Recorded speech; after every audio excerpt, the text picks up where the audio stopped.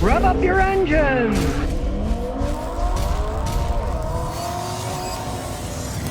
Well, I just read an article and I agreed entirely. It's called Carvana, Failing Business Model on the Road to Nowhere. Now, if you look at some figures, you'd think, oh, they're doing great. A higher profit per car sold as they sell them out. Like, here's what they get. Their total gross product for cars sold was $6,520, which is 94% higher than their second quarter. They're making more money selling each car, right? But the company's still losing money overall. They still have a net loss of 3.5%. Even though they're making $6,000 something per car sold, the company itself is still losing money. Realize, this company built itself upon junk bonds, and they owe money on all that stuff. And the junk bonds, of course, that's exactly what they are, junk. They're not worth that much themselves, but that's what their borrowed money was given to by other people, that they now owe those people money. This is why I tell people, there's lies, there's damn lies, and there's statistics. You can take statistics, slant them, and prove anything. Like, oh, look, we're making more money per car sold than ever. Look, $6,000 per car sold, blah.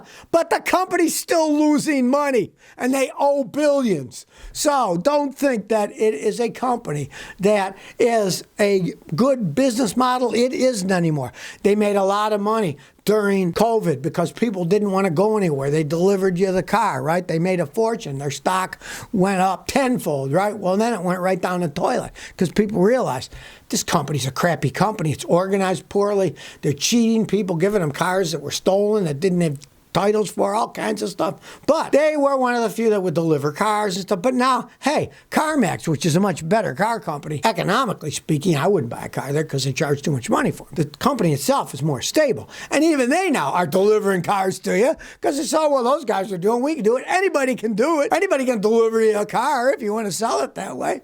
And CarMax is a stable company that they more or less have a business model that works. The Carvana thing, basically, we'll build as many as possible and we'll bankroll it all with money borrowed from junk bond people. There's so many things that they owe to people, and it's a bad business model to begin with by people who didn't know what they were doing. Think of it this way. If you remember back in the past, Krispy Kreme donuts went bananas too, and they were building them everywhere. Well, how many Krispy Kreme donuts do you see left? They used to be on every street corner, now you hardly see them at all.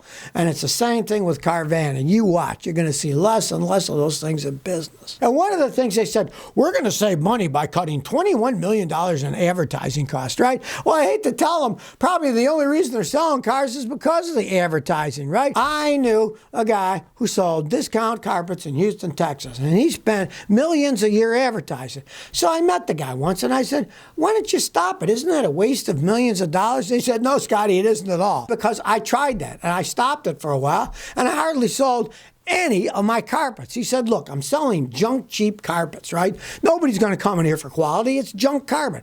He said, if I don't advertise, I don't get the people come in because he says, I get very few repeat customers because I'm selling them cheap carpet. Doesn't last long, right? So in his case, the advertising kept his business going. So if these clowns cut out their 21 million advertising, they might not sell any cars at all. And Lord says, I have odd tire wear on my 2005 Matrix, all-wheel drive, 216,000 miles. I bought Falcon tires. I rotate them every 5,000 miles. I went to inspect it, and my center of the tire was down to 3/30 seconds, and the rest was 6/30 seconds, so the center's wearing. I know overinflation can lead to this, but I have inflated like the door sticker said, 35 front, 32 rear. Numero uno, you're putting too much pressure in the tires. My Matrix, I leave it at 30 PSI, and the tires wear evenly. I just bought some new tires, but the old ones had like 60,000 miles on them, and you expect that's the wear, then you buy new tires, right? 35 is too high pressure. Then it'll make the middle stick out more, and the middle's going to wear. You're just running too high pressure. And do it when it's cold, not when it's hot. First thing in the morning, check the pressure. Put 30 PSI in all four and leave it at that. And you'll probably find your wear in the center versus the side will go away because it'll be right. Brian 21 says, my Jeep Cherokee 2015 suddenly stopped working right. I replaced my AC compressor 3 weeks prior. I had the CV joint replaced. I had my transmission rebuilt 8 months ago. Now it's just acting weird. An electronic guy says it's a transmission. The training mechanic took out his expensive scanner, got 40 error codes, and he deleted them. The drivetrain control module code, U4015, and a drivetrain control module, U13000, came on. What's going on? Where should I start? You have problems in your drivetrain control module. You're getting codes for it. You either got bad wiring or you got a problem with the drivetrain control module. It's tripping those codes. Guys don't rebuild those transmissions worth baloney. I know it was 8 months ago. Let's say he rebuilt it, whatever the heck that means, right? Did he rebuild yours or did he put in a rebuilt unit? Who knows? Guys, rebuild modern transmissions are electronically controlled. They don't replace all the parts. So you can have old sensors and they just use the old sensors over and then they break. This is why I tell people, you get a modern car, the transmission's starting to go out, get rid of the stupid thing. Don't try to get it fixed. Over 1/3 of the times guys rebuild them, they aren't rebuilt right and they don't last a year. Sometimes they don't even last 6 months. I see it all the time. From those codes, I'm assuming either there's a problem in the wiring, transmission mechanic checked it out and said, well, it's got these codes. He's supposed to be able to fix them. Drivetrain control modules, those have to do with the transmission. One, I'd go to another mechanic. I'd forget this guy because he's just kind of pissing in the wind on you. Find another mechanic to check it out. And he might say, look, the wiring was damaged when he did the transmission. He left it loose. It rubbed against things. Now I got to repair the wiring. That would be a great cheap fix, right? Or he might say the guy didn't rebuild it right. Now you got a problem because he didn't rebuild it right. And I see that all the time. But start with another mechanic because that guy's just blowing smoke at you. JT on spec says, I replaced the switch and the bulbs on my Honda Accord, but the high beams will not come on. Help! You replace the switch and the bulbs.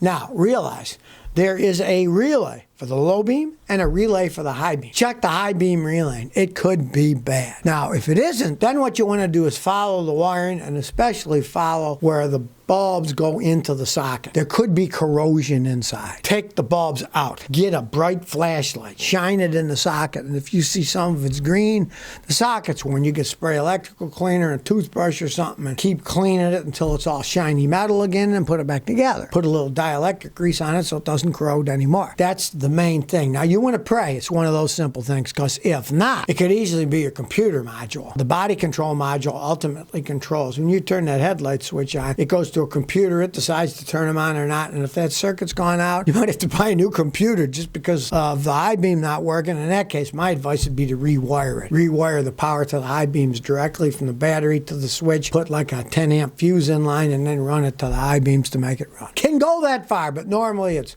corrosion, loose wire, something is not right on the high beams. Because you tried the obvious things. 12-year-old Honda Accord, so it could easily have corrosion. Water gets inside and then clean the corrosion or buy a new socket and rewire it. Well, here's a hilarious one. The first U.S. auctioning off for the offshore rights for putting up wind farms, the wind turbines, was a complete bust. They only got one bidder. Now, this was in the Gulf of Mexico, and the government thought, oh, we'll bid off the rights and we'll make all kinds of money on tax. So these people, blah, blah, blah. Only one company bid on it, and that was a German company, RWE. Their winning bid was a measly $5.6 million for almost 103,000 acres of the ocean to build these wind turbines, right? Now, 15 other companies qualified to bid on it. Not a single one of them even gave a bid, which shows you the truth of this windmill stuff is that it's fantasy, and now these companies are realizing, whoa, these are not money makers. We're not going to invest our money into this. I mean, I've done videos showing you there are companies in Europe that haven't even finished their wind turbines, right?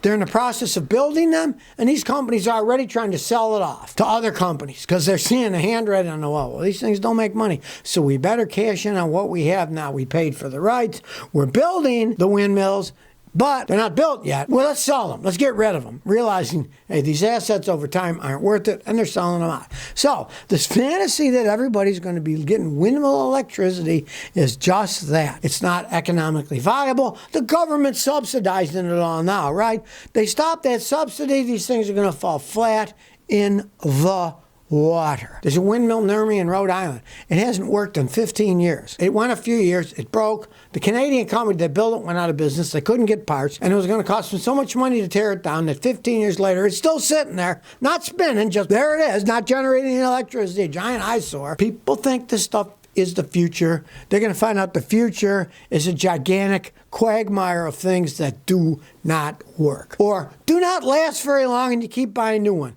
Planned obsolescence. Of course, companies themselves love it. If somebody pays them to build it, yeah, and the government subsidizing, great. But if they have to stand on their own 2 feet or stand on their own wind turbine platform, which is going to break within 10, 15 years, hey, then they start walking back. No, I don't think I'll put my money into it. 15 companies had the right to bid on it, right? Only one did. The others didn't even bid. And the measly $5.6 million for 103,000 acres, that shows you this stuff is not economically viable. So if you never want to miss another one of my new car repair videos, remember to ring that bell.